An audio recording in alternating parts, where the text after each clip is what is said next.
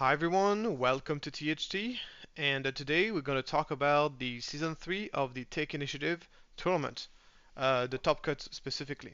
So today I'm joined with no other than the winner of the Take Initiative Season 3, Dylan. Hi Dylan, how's it going? Yeah, it's fine. Thanks for having me. Always a pleasure to talk to you, and always a pleasure to play with you also.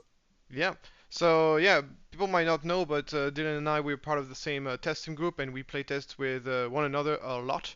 So obviously I was super happy to see him succeeding in the Take the Initiative tournament and a very tight tournament, and we're gonna um, have some thoughts about his deck and how the tournament went. So first of all, let's talk about the bracket here. So if you watched my previous video on the list breakdowns of the Take the Initiative, you will know that the tournament in the tournament Krennic was heavily represented. We got four Krennics in total. So I think there were also four Bobas, right? Four Bobas, four Krennics. So Wasn't it even five Granics? I think it was even five Granics. yeah, that was so one, two, three, four, yeah, five Krennics in total. And yeah, and I think only four three Bobas. So it was really dominated by Krennic, and I think this was kind of a coincidence. I think a lot of people kind of wanted to counter Han, and Krennic is just a very good way to do this. And Han basically won the two previous initiatives, so a lot of people were expecting to see some Han and say, okay, let's play some Krennic and see how it goes. And Krennic is also a very well-rounded deck. We'll get into more details about this, but first of all, let's talk about how the bracket went on. So basically, in the semifinal, we got the three Sabines going through, but then out of the five Krennics, four of them went through to the top eight. One of them basically got knocked out because it was a Krennic mirror, and then only one Boba Green went through to the top eight. So not super successful for Boba, pretty successful for Sabine. And then going into the semifinal, we got three Krennics and one Sabine. One basically Krennic got knocked out, but this other Krennic went through. One of the Krennic went down because of a mirror of Krennic, and then the final Krennic versus Sabine, in the end being taken out by Dylan. So I think what we can say about this bracket is that not only was Krennic the most represented deck in this top cut, but it was also the most successful because ended up with three Krennic in the semi-final. Pretty much all the Krennics got knocked out in this tournament by other Krennics, and the only excepted when Hippo managed to win against Mars in the semifinal 2-0 with the Sabine deck. But pretty much other than this was just Krennic winning all the times excepted when it was a mirror match, which is pretty sick if you ask me. So Dylan, can you tell us a little bit more about your own run and how it went? And yeah. Yeah, first of all, I think so too. Was a little bit of coincidence. So everybody expected maybe Han, maybe like Boba and Sabine, yeah. And Krennic is pretty good against all of them. It's not that good against Palpatine, but there's no Palpatine or hard control stuff. So my run, I almost had to play three mirrors. So in the finals, Mars and Hippo had a pretty close game. So if Mars wins, I would have had three mirrors in the whole game, in the whole run. So mirror against Mikhail, then Bubba Green against Voltaire. In this game, it basically comes down who steadfast first sometimes.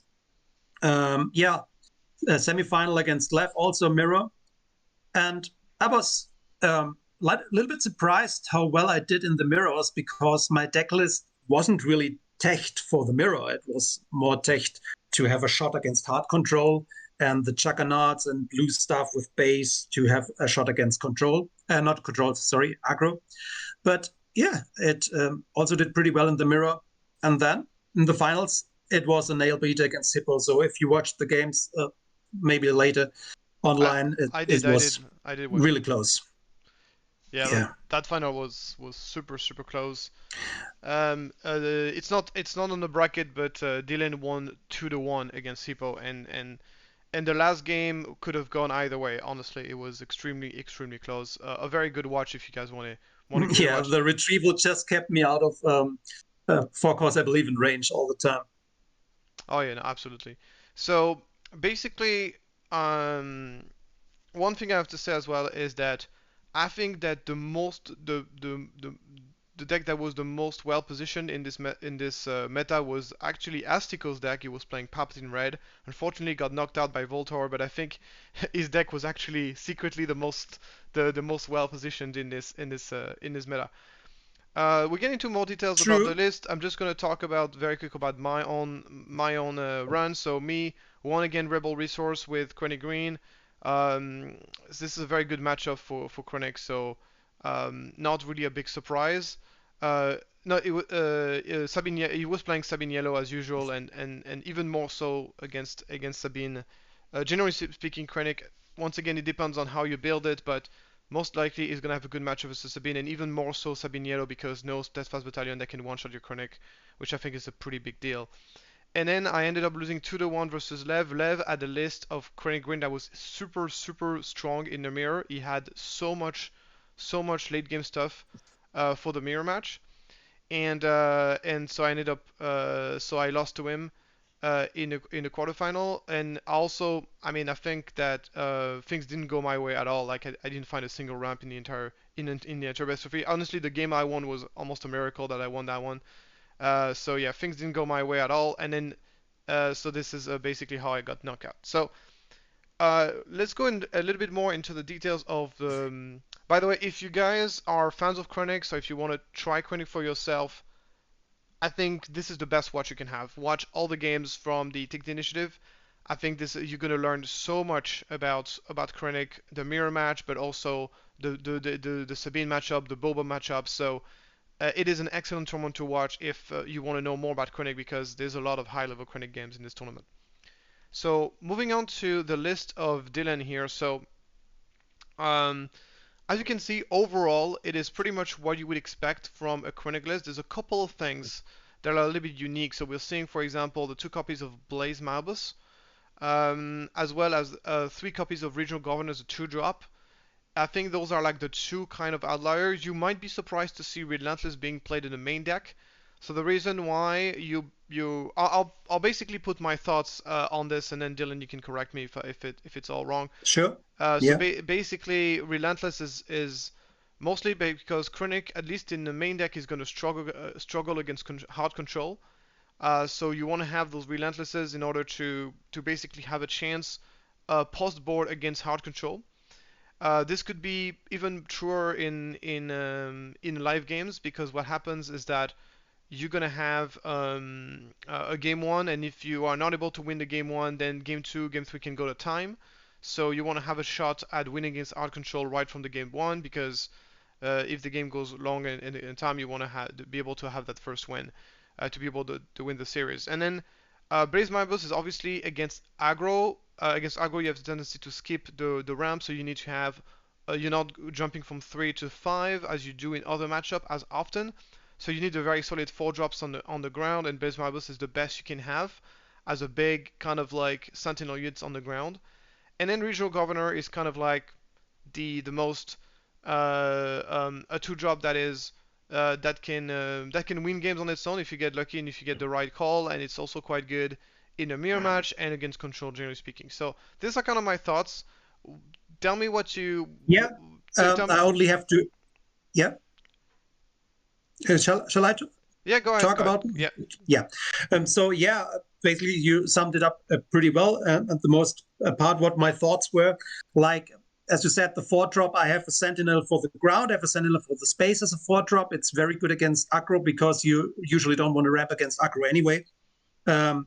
And base was useless in some matchup, but the MVP in other matchups, like yesterday, it was in the finals, was a pretty big one. And if you swing him, the 5 health are pretty good because often, like Boba, mostly have only 4 attacks. And if they ambush their lucky, then at least they are at 2 health, which you can finish off with your Death Trooper.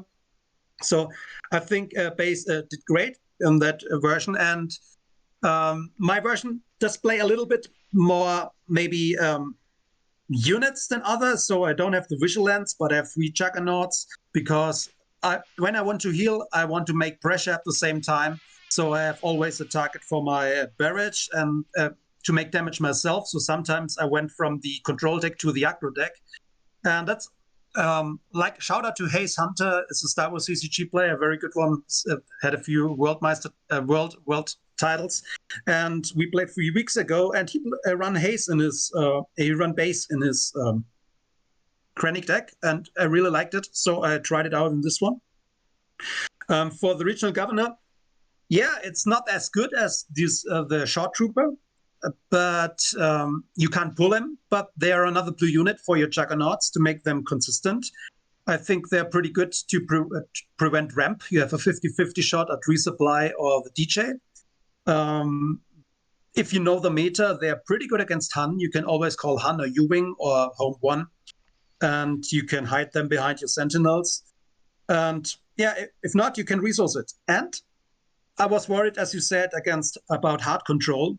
So they are pretty good against them too, to call out the super laser blast and the relentless. It's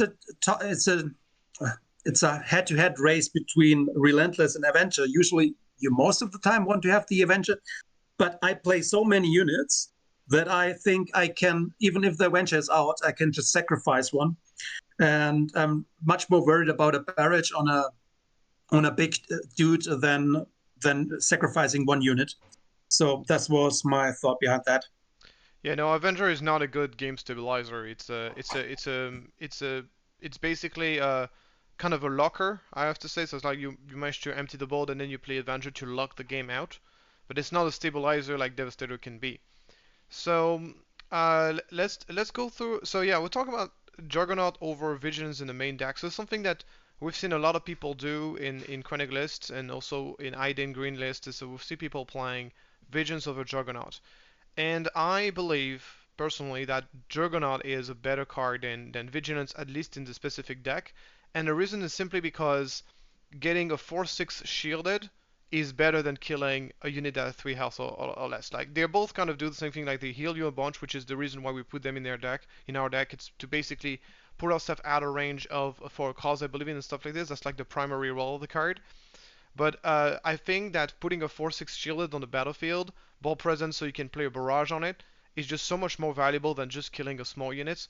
With Vigilance, obviously Vigilance heals you for one more, and it has the advantage of the meal effect can be valuable. So my thoughts on the meal plan is that if you are playing in a mirror match, if you're playing Krennic versus Krennic, then the meal is like very situational. There might be some cases where a meal wins a game, but most often than not, uh, even though it's hard to keep something on the battlefield in the mirror match.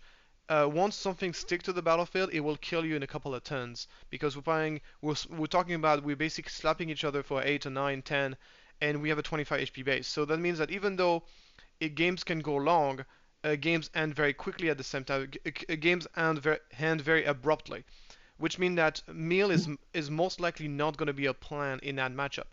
The second reason that people think about Vigilance meal is like they won't try to meal in super long matchup like when you're playing against hard control.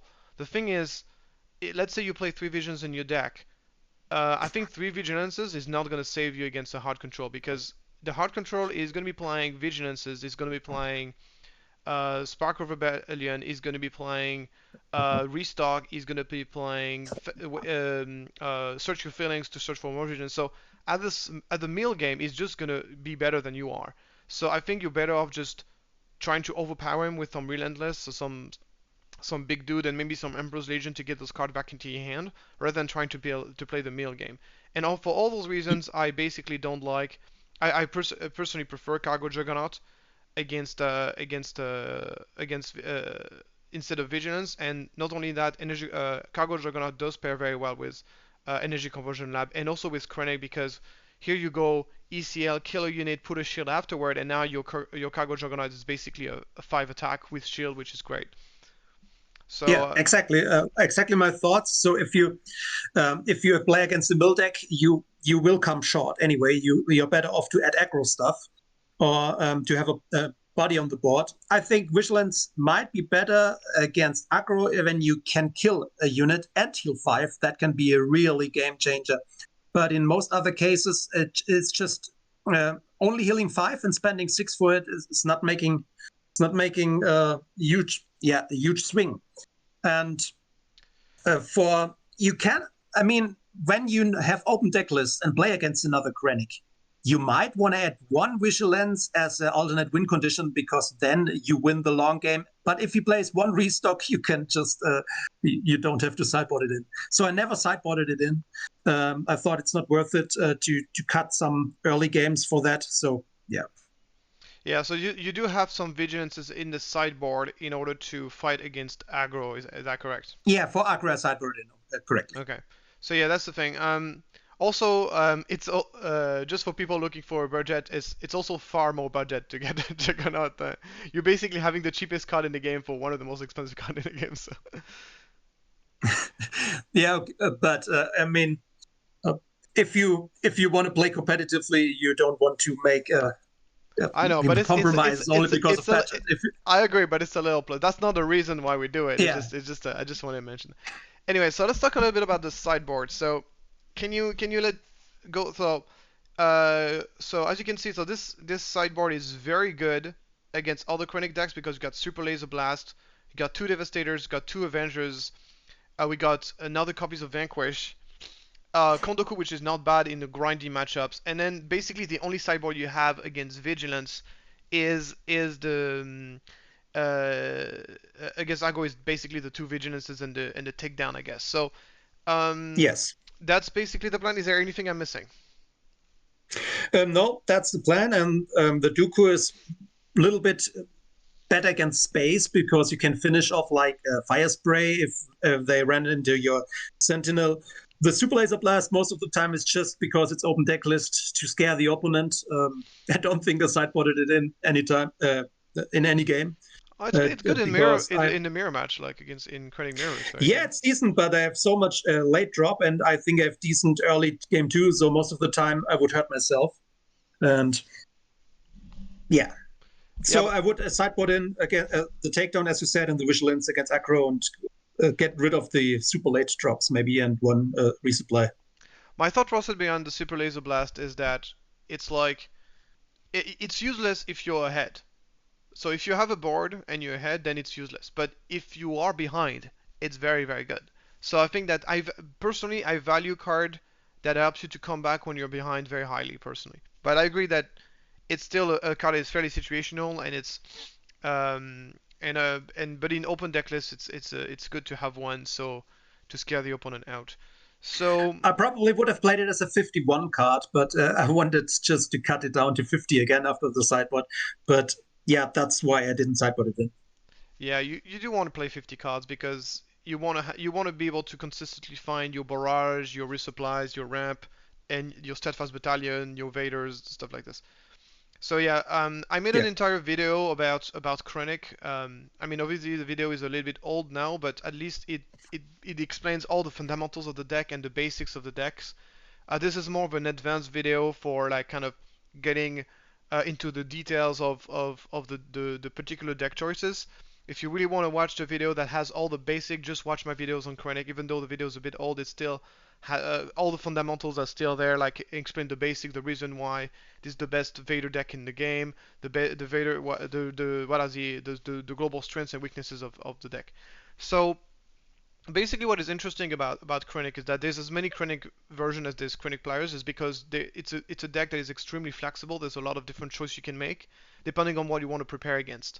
So in my opinion, when I'm looking at this list, I'm saying this list is very good against aggro because we have the System Patrol Craft to defend against Big. We got the Consultant Star Viper, we got the Blaze Malbus, as you were saying earlier. We got 3 Cargo Juggernaut, which is definitely more than most people do play. So it's a very good list against aggro, and I think it's also a list that is very well prepared against hard control because you got the 2 Relentless main deck, you got the Regional Governor. So it's a deck that is very prepared for the extreme, and the sideboard is also very good for the mirror match. However, where I see the weakness of this particular list is like I don't think this is the best list against Boba. Because it doesn't play any copies of Make an Opening either in the main deck or on the sideboards, only plays very few copies of Vigilances, and it doesn't have Traders, which I think is one of the best assets against Boba in general. So this is kind of like how I see it in terms of like the choices that you've made. you still ended up winning against Boba Green. I still think, of course, despite the deck choices, I still think the list is going to be solid against Boba. But I think there's definitely, of course, some small chances that might make you weaker against Boba. Do you agree with what I'm saying, or what are your thoughts?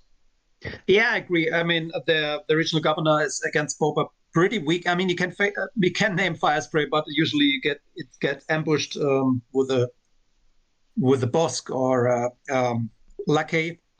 So yeah, Traitorous is also he can wheelie his stuff. It's still action he has to use. And if I would change something, I might add make an opening to the sideboard instead of some of the other cards, and maybe even cut some of the late game. Maybe my sideboard for late game is pretty a little bit overkill. Um, but at least I had always a target for my barrage, and that's also a big thing against Boba. And you can name something like Steadfast and make him to use an action before he can steadfast your hero. That you can be the one steadfasting his hero. That's also a thing which was pretty nice.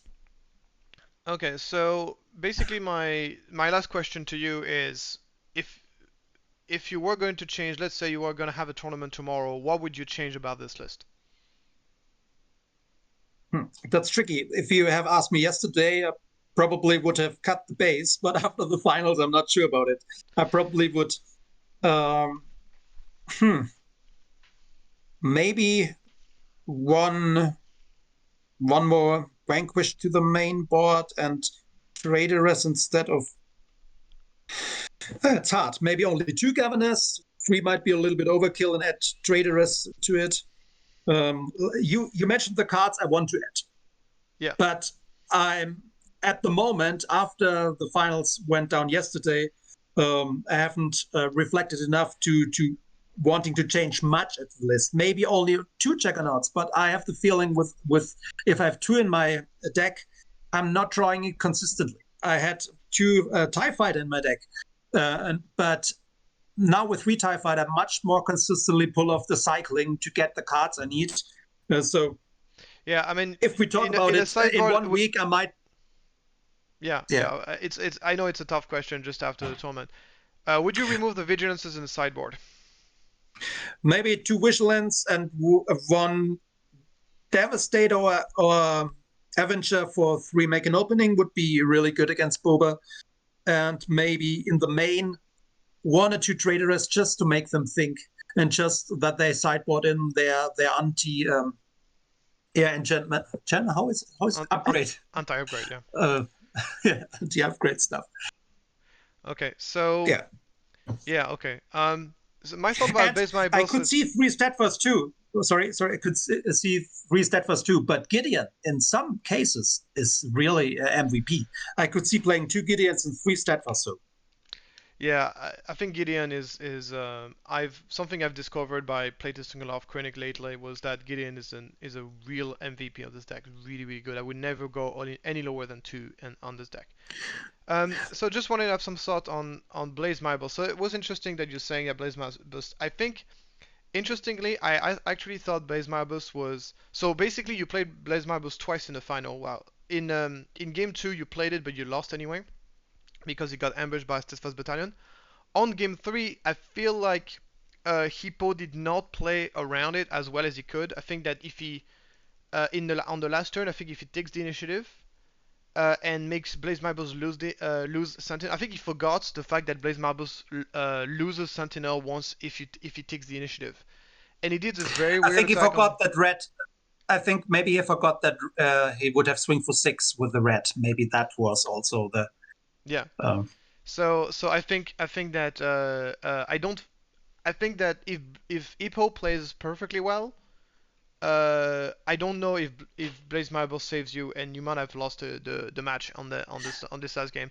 So basically, my thoughts are that Blaze Marbles I think is good, but it's situational, and I don't think because you happen to be running exactly in a situation where it happened to be good that you shouldn't necessarily draw conclusions about it, like necessarily.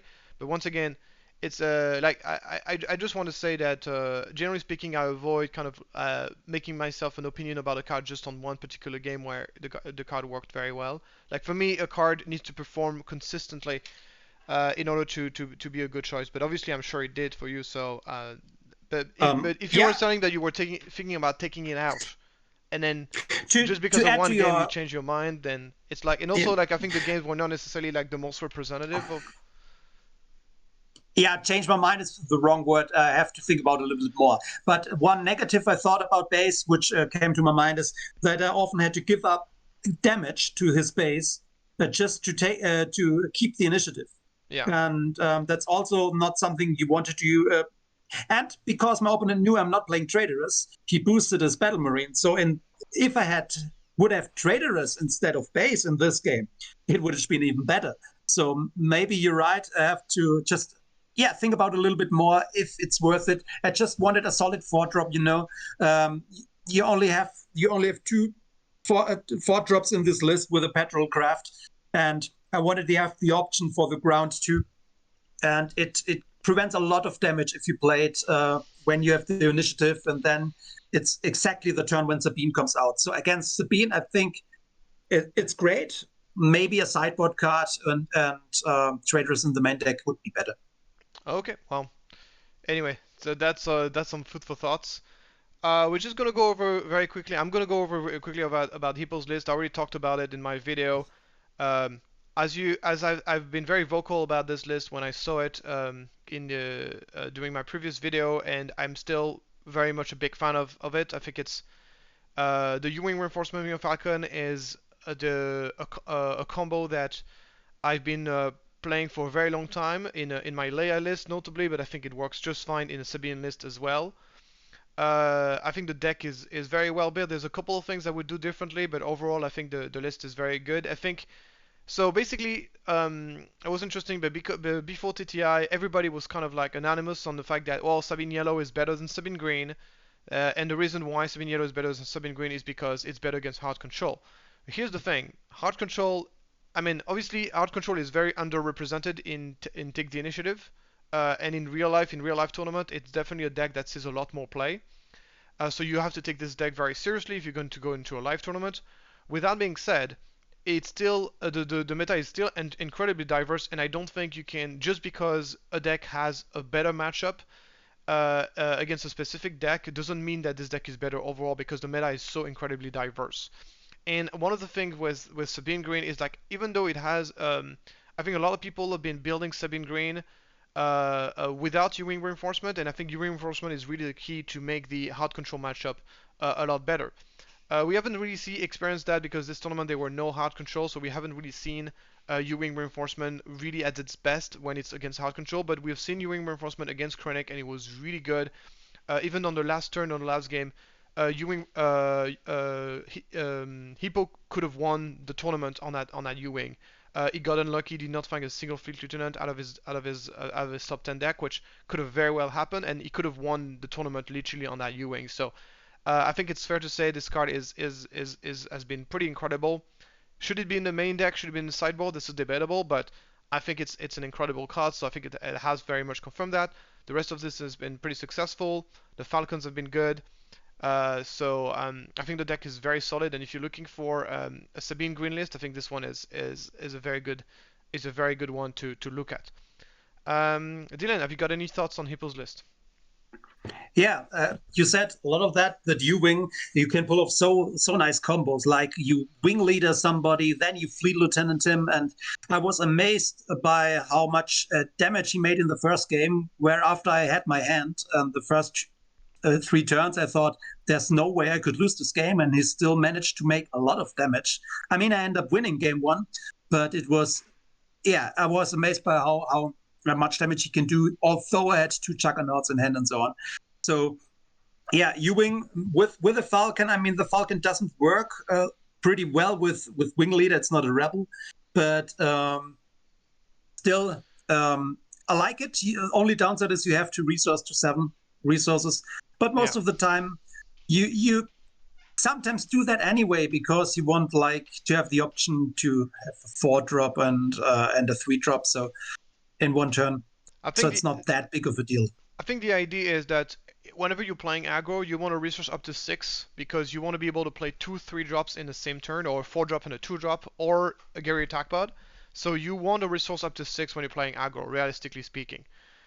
So the idea is then you keep it yourself to 6, and then the moment you draw U-wing reinforcement, then you resource to 7 to play your U-wing. Yeah, That's of kind of course. the idea.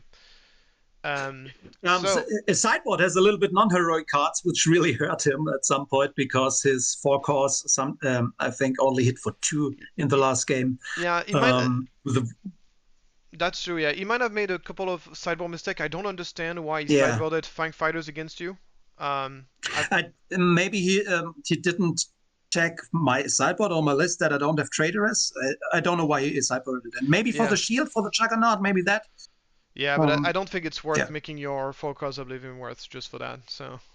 true, So true. yeah, a bit some yeah, some sideboard mistake. But yeah, I feel like yeah, I feel like his list was very good. I think like on this final, maybe it was a little bit tired, but he made uh couple of blunders. But but overall, I think he played very well. It's just a few little things that he paid a high price for those small mistakes. Mistakes happen. Everybody makes mistakes. Yeah, the best and the worst players make mistakes. So yeah, Yeah, no shame in that. I mean, What do you think about their attack bot? uh, so I mean, I'm not a huge aggro player, but I think attack pod is I think is there a situation where like attack pod is amazing, and I think having that out of your U-wing reinforcement toolbox is a valuable tool, especially since you can go Yeah. Gary attack pod, spectral soldier, because the worst enemy of attack pod is a sentinel basically. If there's a sentinel, then Gary attack pod doesn't feel good at all. So So if you can go, soldier, pull the soldier and the attack bot. yeah, yeah. And I think I think it's a good card. I understand why aggro players have gone away from it because it's not very good against control. So I understand why aggro players have kind of gone away from it. But I think attack pod plus spectral soldier is I think attack pod is if you're playing a U-wing version of the deck where you're playing U-wing in the main deck, then it makes sense to have one copy of attack pod because it's kind of a tool. It's something that you would want to have in your toolbox. And which was really nice for him. This Dodonna, this +1/+1, can be a huge factor. Absolutely, I think Dodonna is going to be a standard Yeah, in Sabine going forward. This card is just so good, especially in the mirror match.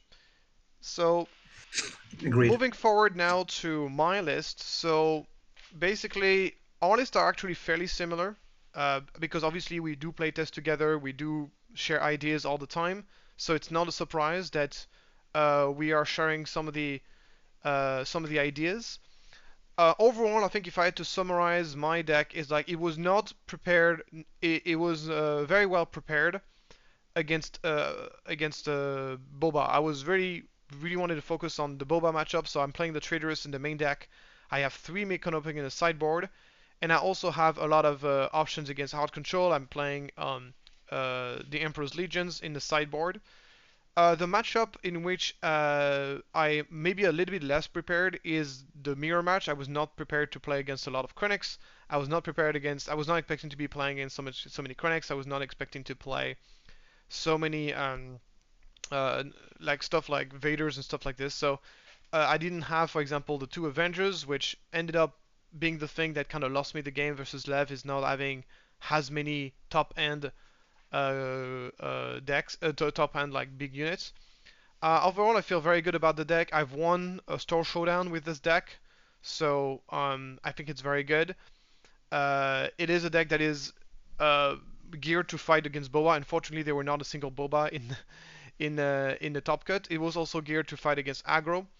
So basically, aggro and Boba was kind of my 2 primary targets, and also hard control out of the sideboard, being able to fight a hard control out of the sideboard. So overall, I don't think my list is worse than yours. It's just a different focus on different things. As I said, Krennic decks, there's so many Krennic decks that there's different version. I think overall on the big ideas we're kind of on the same page.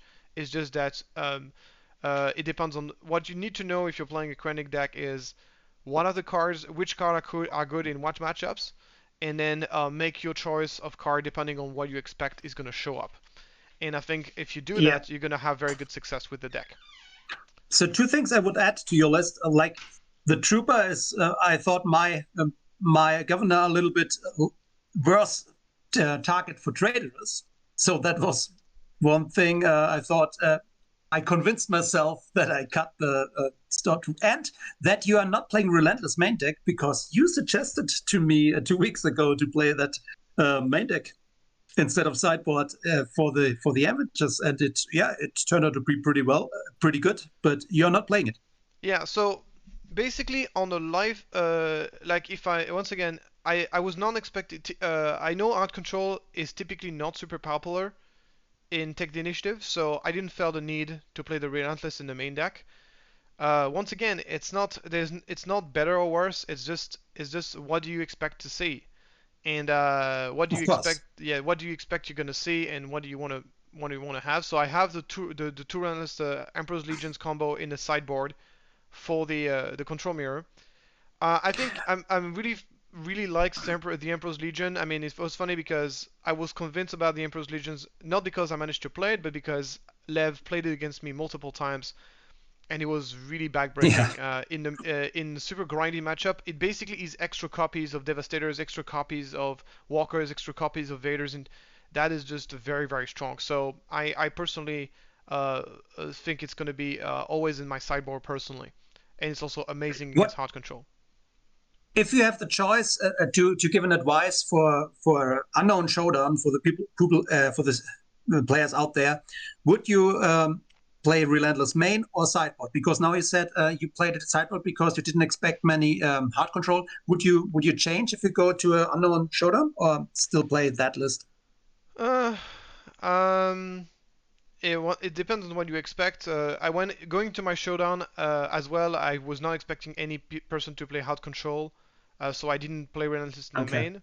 But yeah, it really depends. I know in France, hard control is very very popular, so I would definitely put some relentless in the main deck and try to snatch the first game, even if it means one. Here's the thing: whenever you play hard control, games are so long, you're so likely to be able to draw into your one-ofs that even a one of relentless can have a huge impact, even though Yeah. of course one And relentless is far from game ending, is far from game winning, but it does help. and it always helped to win game one because then you're certain that you get at least the initiative in game three if you lose the second win, Yeah, I guess. which can also be effective.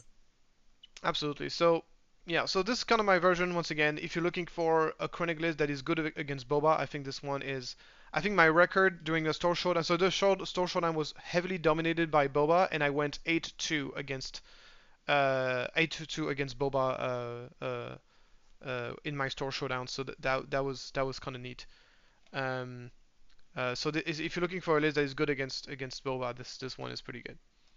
Okay, Yeah. so this is another little things I wanted to talk about here. So the metagame breakdown of the store showdown of the super showdown of Warsaw in Poland, and it's an interesting tournament because it's happening today, right?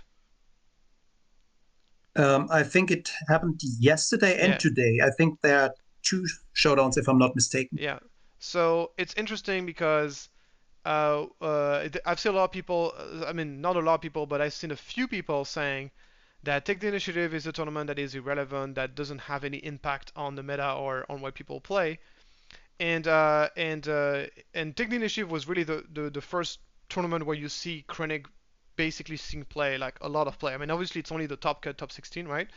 But here you see the influence of this tournament. You see in this tournament here, most represented deck in this metagame breakdown is Krennic with 16 players, as represented as Boba Green. So, and Boba Green is very very popular in Poland. So you get basically Boba Green 16, Director Krennic 16 players, and it's a pretty big tournament, right? How many players is that? That's about like 50 players maybe.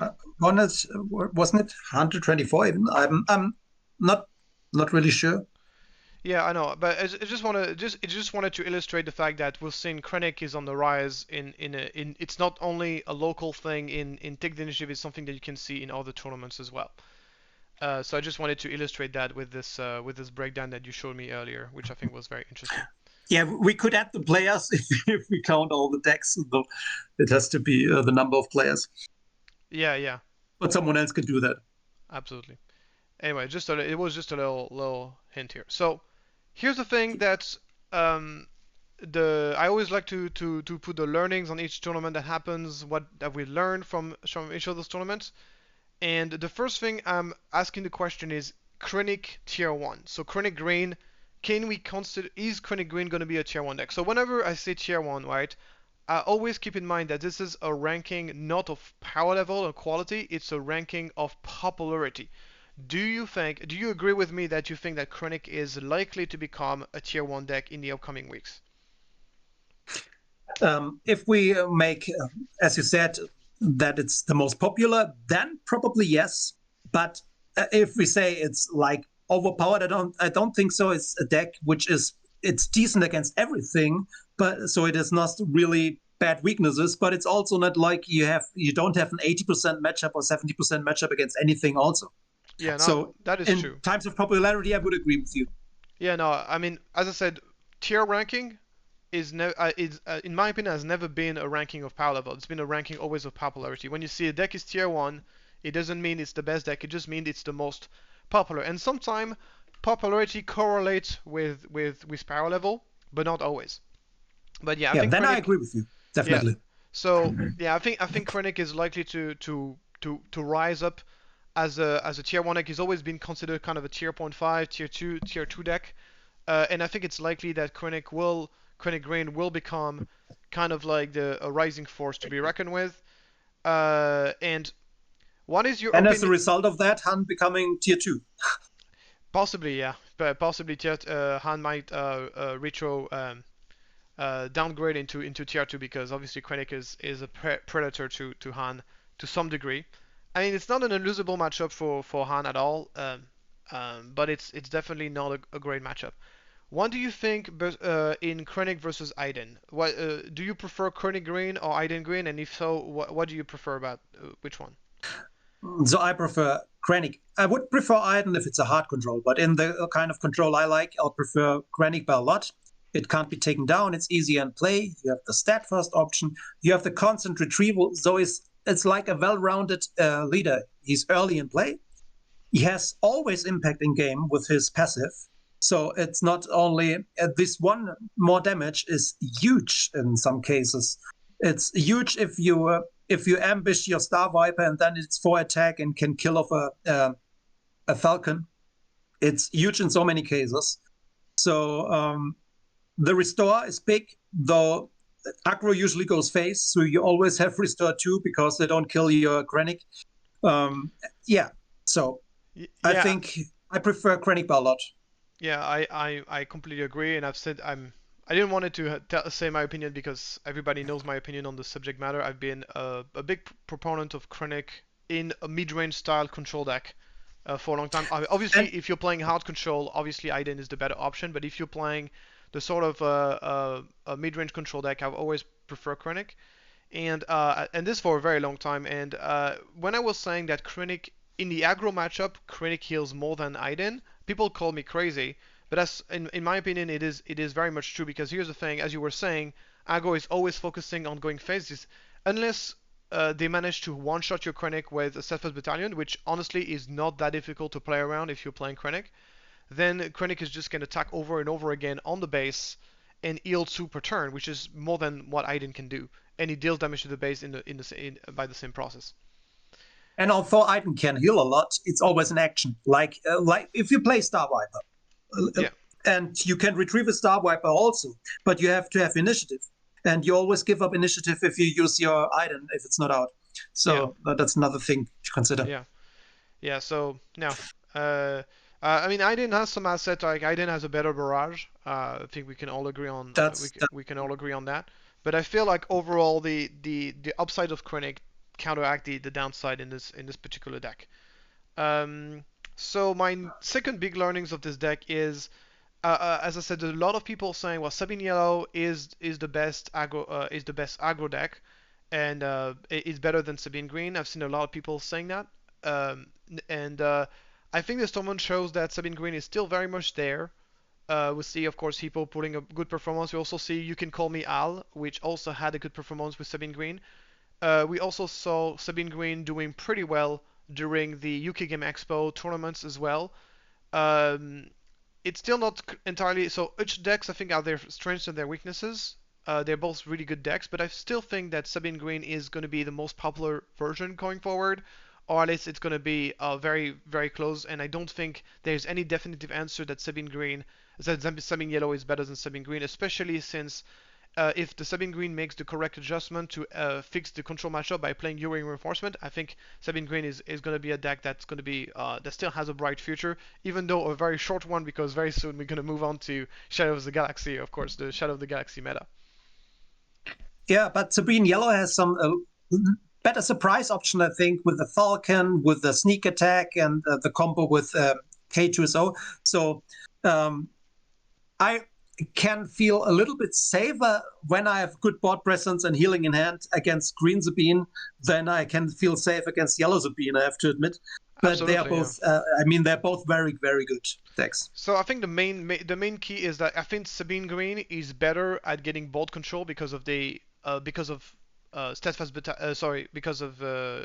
ECL, the ability to kind of Yeah. put a big dude and to deal it out. But I think Green is better at providing board presence. As I said, with ECL being able to kill a unit and at the same time put a big body on the board, and at the same time U-wing reinforcement as well can kind of repopulate your board. So I think we can all agree on this. But Yeah. Sabine Yellow It's sneaky. is more sneaky. Yeah, it's Sabine Greater Yellow is better at dealing damage out of nowhere and at basically playing with an empty board. So if I was Right. gonna make Right. a comparison with Magic, like Sabine Green is closer to kind of a zoo deck, while Sabine Yellow is closer to a burn deck. So burn relies zoo relies on board presence. Burn does not. Obviously, this is an extreme example, but I think if I had to kind of make the comparison between the two, I would say that. But I think, And if sorry, Yeah, and if you not do much damage and get ahead with Queen Sabine, you might feel a little bit helpless to get. But yesterday, Hippo showed that he can still make a lot of damage, although. So yeah, yeah, I think at with the end Queen, of the day, you're still playing K2S, so you're still playing for a cause I believe in. So yeah, it's yeah, okay. and you have the sacrifice. No, how is it? How's it called? Heroic sacrifice. Yeah, Eric sacrifice. So moving on to the my third learning that I've is that I think Ewing in Sabine Green is going to be a standard either in the main deck or in the sideboard. Uh, so um, so yeah, this is what I said. I think a lot of people saying, "Well, green is bad against control." I think it depends on how you build it, and I think there's ways you can build Sabine Green to help with this, and I think Ewing is the key for that. And it's also quite good in grinding matchup. It's good against Krennic, as we saw during this tournament. Uh, yeah. So and yeah, that's basically my three learnings. Is there anything else that you've learned from this tournament personally? Um, I mean, not specifically for the meta, but sometimes it comes down if two good players play against each other, come down to luck. Who get the top deck? Who gets the U-wing reinforcement fleet lieutenant or not? Yeah. So yeah, Yeah, that's this is what. something that yeah, I agree. So I mentioned in my previous video about the metagame life cycle is that there's different stages of the meta, and now we are basically in kind of the elderly. The now the meta is a little bit stagnant. It's the same, even though we are seeing decks performing in various degrees, Sabine Green versus Sabine Yellow, Krennic Green versus Boba, or like stuff like this. It's pretty much the same deck that just coming back. I mean, Krennic has been here since the very beginning of the meta. There's no huge change to the meta whatsoever. So and it really comes down to execution, to how well the decks are being played, and when two very good players play against each other and they both have very good lists, it comes down to luck a lot more. And this is kind of the reason why card game needs rotation. They need new cards to be printed and the meta to change because at some point it just becomes when two very good players playing against each other and both have very very good decks, the difference maker is luck, and you don't want luck to be the difference maker in a card game. You want to provoke change to the meta so then people can kind of like rediscover the meta. You can't do the same. Like a card game is not a game like StarCraft, for example. StarCraft has an infinite skill ceiling, meaning that no matter how figure out the meta is, there's always going to be players that are going to be better than others at executing said strategy. Card games are not like this. Mastering a strategy is not as difficult as it is in games like in other games, and therefore you need those changes to the map to kind of renew the experience and make sure that the difference maker is going to be innovation, skill, and ability to understand the meta quickly rather than just uh, luck. Yeah, but isn't it crazy how open the meta is and was in this only one set? How many stuff you could discover in only one set, and now it opens up in set two. So I'm pretty excited for that. I haven't looked at the set two cards a lot, but I some players said to me that it's really great. So I'm just hoping that it continues to be that big of a variety in the meta. Yeah, absolutely. Yeah, we've been very blessed with that set one meta, and we're hoping that set two meta is going to be as good. I don't think I think it's far from guaranteed, but we'll see how it goes, and hopefully that's the best. Anyway, Dylan, thank you very much for coming with me and having some thoughts on this tournament and the meta as a whole and the game as a whole. And thank you so much for watching this video. And once again, if you want to get some special coaching from me, I've heard a lot of very good feedback from people who won their store showdown and do very well store showdown after some of the coaching sessions. So if you're interested in booking some coaching, my schedule is going to be on the comments below. And congratulations again to Dylan. Congratulations to Hippo with also a very great tournament run. Hippo was actually the previous winner of the Tech Initiative, so if he would have won that tournament, he would have basically won twice in a row, which is obviously a huge performance. Almost And your co-host then. sorry? Almost your co-host then, Yeah, because you would have invited him again. absolutely, yeah. I don't know if I'm going to be inviting people systematically, but you were available, so I say, okay, why not? Let's add Dylan to the mix. Anyway, thank you so much, Dylan, and bye Thanks, everybody, Finn. and see you next time. Bye bye.